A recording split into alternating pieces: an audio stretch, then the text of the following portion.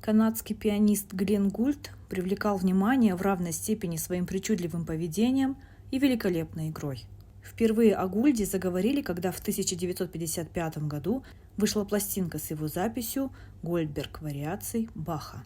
Прежде считавшимися строгими и академичными, Гольдберг вариации внезапно зазвучали захватывающе, наполнились страстью, получился целый калейдоскоп звуков и образов.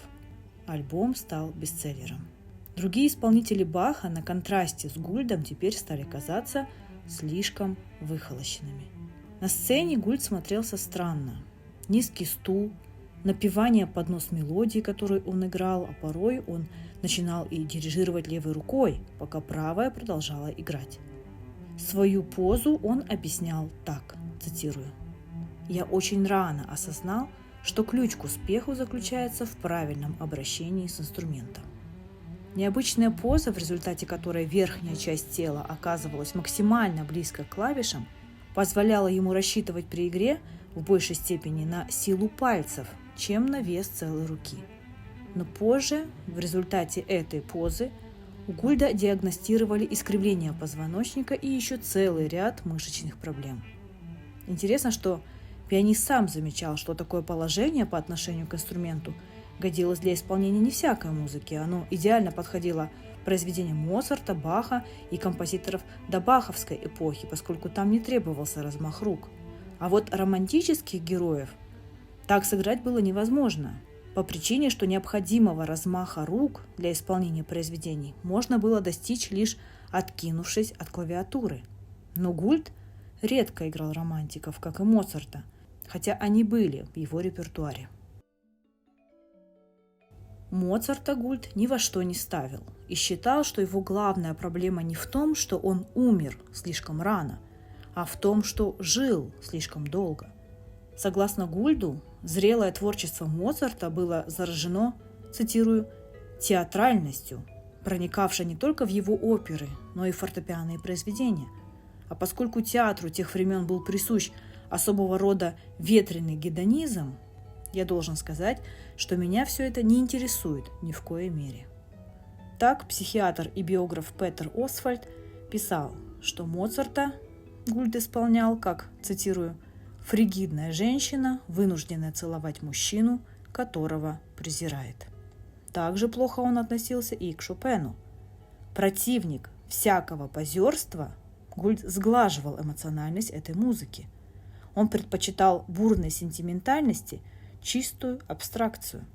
Он писал, цитирую, «Реакция критиков связана лишь с тем, что я не оправдываю набор ожиданий, который изначально вмонтирован в их слушательский опыт».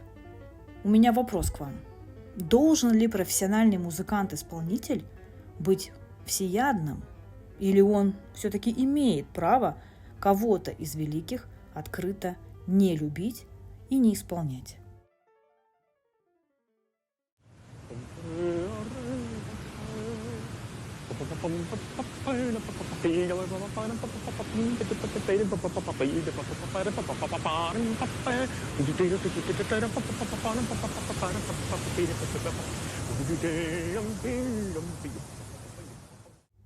Как я уже говорила, Гульд иногда мычал или напевал себе под нос во время исполнения, создавая определенные сложности звукорежиссерам своих записей.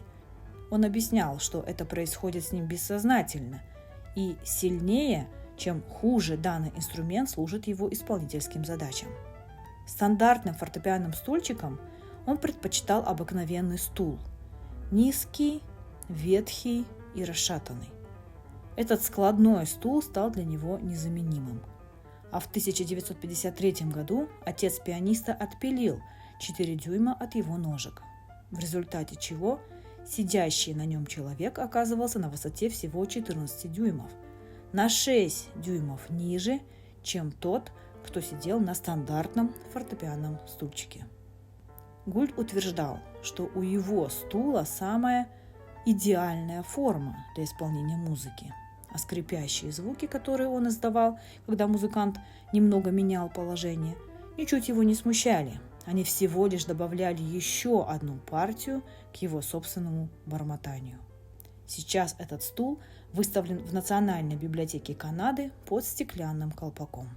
Официальные репродукции стула, признанные его фондом, распространяются специальным проектом «Стулья Глена Гульда». Их производит итальянская мебельная фирма Кацара в сотрудничестве с французским дизайнером Рене Бушаром. Стоит лишь задуматься о том, что какая-то октава сложна для исполнения, так отделаться от этой мысли практически невозможно. Она всегда будет преследовать вас в кошмарных снах, от нее уже не избавиться. Но с другой стороны, если такой мысли для вас не существует, если вы не позволяете ей существовать, вытесняете ее, если наряду с ней есть множество других вещей, то она теряется среди таких же мелочей, которые никогда не смогут отвлечь вас от того, что вы нарисовали в своем воображении. Именно поэтому я считаю, что делать вещи, которые кажутся действительно сложными, это неправильно. Подходить к музыке через призму концертов, потому что это испробованный способ, тоже в корне неправильно. На пике своей популярности Гульд полностью порвал со сценой и с тех пор страшился этого места. Это произошло после 10 апреля 1964 года, когда он дал в Лос-Анджелесе свой последний концерт. Далее же он сосредоточился на студийных записях и выступлениях на радио. Ведь когда музыкант дает концерты, он пытается схитрить, не разучивает новый репертуар, исполняет порядком поднадоевшие произведения, которые он уже опробовал на публике. Выходит, он мухлюет, не выкладывается, играет все одинаково. И возникает чудовищная нехватка творческой составляющей. Она попросту не нужна. Старость наступает быстро.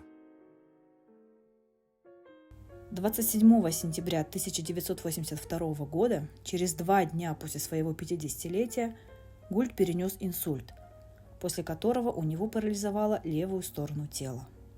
4 октября 1982 года у Гульда были подтверждены фатальные повреждения головного мозга, и его отец принял решение отключить Глена Гульда от аппаратов искусственного жизнеобеспечения. Я не был вундеркиндом. Первый концерт я дал, когда мне было 14. Довольно поздно по этим меркам. Я исполнял 4-й концерт Бетховена с Торонтским симфоническим оркестром. Это было очень интересно. Я хотел быть причастным к музыке и не задумывался, что для этого надо стать концертирующим пианистом. Я долгое время не понимал, что это значит, как и многие из нас. Если бы мы понимали, то никогда бы на это не согласились бы. Спасибо, что посмотрели. Ставьте лайки, если информация оказалась для вас полезной и интересной. Подписывайтесь на мой канал, смотрите другие мои видео. Всем пока!